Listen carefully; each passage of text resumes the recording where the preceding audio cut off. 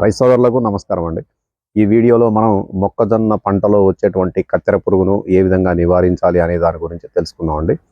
చాలామంది రైతు సోదరులు గత 5-6 సంవత్సరాల నుంచి ఈ మొక్కజొన్నలో కత్తెర పురుగు ద్వారా చాలా ఇబ్బందులకు గురయ్యారండి. అంటే అది మొలవంగానే మొలకను కట్ చేయడం అనేది జరుగుతూ ఉంది కాబట్టి పంట దిగుబడులు గణనీయంగా తగ్గిపోయి రైతులకు ఆర్థికంగా తర్వాత మానసికంగా నష్టాన్ని కలిగించిన సందర్భాలు కోకొల్లలు ఉన్నాయి. అయితే ఇక్కడ రైతు సోదరులు చిన్న చిన్న టెక్నిక్సే ఉంటాయి కానీ వాటిని ఫాలో కారన్నమాట. యాక్చువల్గా కత్తెర పురుగు పెద్దగా భయపెట్టే పురుగు అయితే ఏమీ కాదండి. దాన్ని చంపాలనుకుంటే మనకు ఎర్రమట్టి నీళ్ళైనా సరిపోతాయి. కానీ రైతు సోదరులు అది ఫ్రీగా వచ్చిన దాన్ని కూడా ఉపయోగించుకోవడం రాని పరిస్థితుల్లో ఉన్నారు.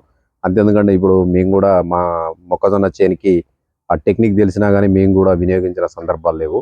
కానీ రైతుకు ఏమాత్రం ఖర్చు లేకుండా ఆ పురుగును చంపాలనుకుంటే చాలా తేలికైన పద్ధతి ఏంటంటే ఎర్ర మట్టి నీళ్లు ఏమైతే ఉంటాయో మనం వాటిని ఒక సీసాలో నింపుకొని దానికి ఒక చిన్న రంధ్రం చేసి మొక్కజొన్న సుడుల్లో కనుక వేసుకుంటూ పోయినట్లయితే ఆ మొక్కలోకి ఈ కత్తెర పురుగు అనేది రాదండి. ఎందుకంటే అది గుడ్లు పెట్టాలంటే ఆ మొక్కజొన్న మొక్కజొన్న మొక్క లోపలికి వెళ్ళి గుడ్లు పెట్టాలి కాబట్టి దానికి నివాస యోగ్యమైన స్థలము అనేది ఈ మనం నీళ్లు ఈ ఎర్రమట్టి నీళ్లు పోయడం ద్వారా నివాస యోగ్యమైన స్థలం దొరకదు కాబట్టి మన పంటలోకి అది రావడానికి ఇష్టం చూపించదు అనమాట.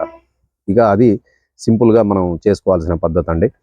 లేదు రసాయనిక పద్ధతుల్లో వెళ్ళాలనుకుంటే కూడా మనకు మంచి మంచి మందులు మార్కెట్లో అందుబాటులో ఉన్నాయండి.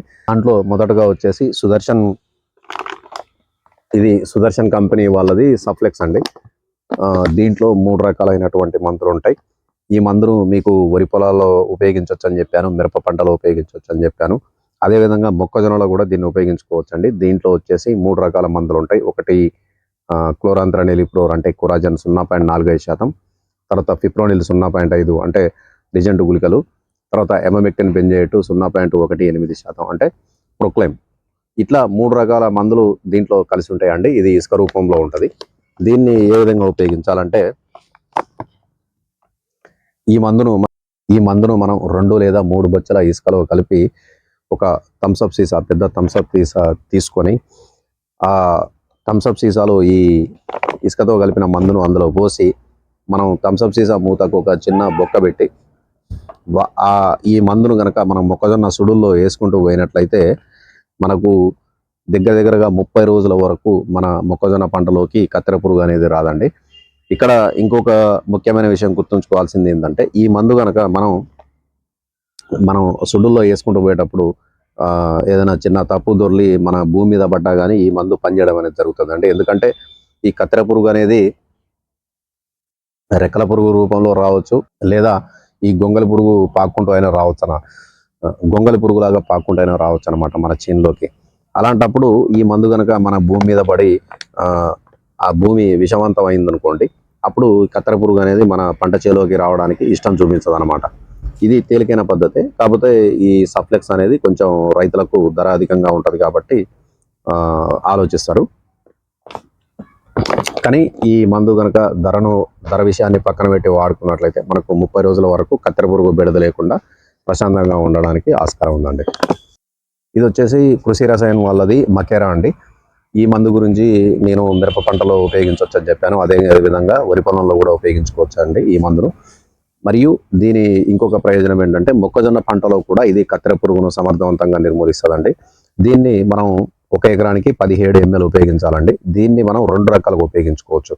ఒకటి మనం పైన పిచికారీ చేసుకోవచ్చు అండి, లేదా దీన్ని ఒక 100 నుంచి 150 లీటర్ల నీళ్ళల్లో కలిపి ఆ నీళ్లను మనం ట్యాంకులో పోసుకొని నాజిల్ లూజ్ చేసి మొక్కజొన్న సుడుల్లో పడేటట్లు వాడినా కానీ ఇది పనిచేస్తుంది.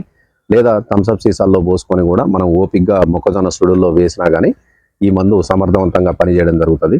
దీని ఇంకొక ముఖ్యమైన పాత్ర ఏంటంటే ఇది అన్ని దశలను కూడా ఇది కంట్రోల్ చేస్తుంది అనమాట. అంటే గుడ్డు దశ, లార్వా దశ, తర్వాత గొంగలి పురుగు దశ, తర్వాత ఈ పచ్చ పురుగులు ఉండి తినే దశ. అంటే చిన్నప్పుడు పచ్చ పురుగులే మనకు మొక్కజొన్న పంటను ఎక్కువగా తినేయడం అనేది జరుగుతుంది కాబట్టి ఈ మకేరా అనేది ఉపయోగించినట్లయితే పురుగు యొక్క అన్ని దశల మీద ఇది సమర్థవంతంగా పనిచేయడం జరుగుతుంది కాబట్టి దీన్ని ఉపయోగించుకోవచ్చండి.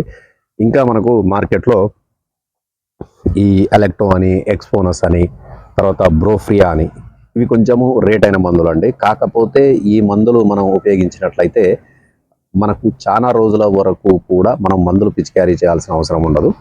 లేదు ఇంకా తక్కువ రేట్లో రైతు సోదరులకు అధికంగా లాభం చేకూర్చే విధంగా ఏమేమి ఉంటాయంటే, మనకు రైతు సోదరులందరికీ తెలిసిందండి, ప్రొక్లైమ్ టెక్నికల్ అంటే ఎమామెక్టిన్ బెంజోయేట్ అని ఉంటుంది. దాంతో పాటుగా ప్రొఫెనోఫాస్ అనేది కలిపి పిచికారీ చేసినట్లయితే మనకు మొక్కజొన్న పురుగును దగ్గరగా 14-15 రోజుల వరకు కూడా మన పంట మీదకి రాకుండా కాపాడుకోవచ్చు. ఈ చివరిగా చెప్పినటువంటి ఎమామెక్టిన్, ప్రొఫెనోఫాస్ అనేది చాలా అత్యద్భుతమైన ఫలితాలు ఇస్తుందండి. చాలా మంది రైతు సోదరులు కూడా విరివిగా ఉపయోగించడం జరిగింది. సో రైతు సోదరులు వాళ్ళ ఆర్థిక స్తోమతను బట్టి, మళ్ళా తర్వాత ఎక్కువ రోజులు మందు పనిచేసే విధంగా మన్నికను బట్టి మీకు ఏది నచ్చిందో అది తీసుకొని పిచికారీ చేసినట్లయితే కత్తెర పురుగును మనం సమర్థవంతంగా నిర్మూలించడానికి అనుకూలంగా ఉంటుందండి. ఇంకొక ముఖ్యమైన విషయం ఏంటంటే, మనం ఈ పురుగు మందులు పిచికారీ చేసేటప్పుడు ఏమైనా సూక్ష్మ పోషకాలకు సంబంధించినటువంటి వాటివి కలిపి పిచికారీ చేయడం వల్ల ఏం జరుగుతుందంటే, ఆకుల మీద నూగు ఎక్కువ రావడం అనేది జరుగుతుంది. ఆకుల మీద ఎప్పుడైతే నూగు ఎక్కువ వస్తుందో ఆ తల్లి పురుగుకి అక్కడికి వచ్చి గుడ్లు పెట్టాలన్న ఇష్టం అనేది కలగదు. కాబట్టి పోషకాలు అనేది కూడా వాడుకొని కలిపి పిచికారీ చేసినట్లయితే ఆకు మీద ఎక్కువగా నూగు వచ్చి ఆకు నల్లదనం అనేది సంతరించుకుంటుంది. కాబట్టి ఆ సమయంలో కూడా కత్తెర పురుగుకు అయిష్టత ఉండి మన పంట చేలోకి వచ్చి గుడ్లు పెట్టాలనే ఆలోచన దానికి రాదు. కాబట్టి పోషకాలు కూడా విరివిగా వినియోగించుకోవాలని కోరుతున్నా అండి. ఈ మందులు వినియోగించే విధానంలో మీకు ఏమైనా సందేహాలు ఉన్నట్లయితే కమెంట్ల రూపంలో తెలియజేయగలరు. మీ సందేహాలకు నివృత్తి చేయగలను.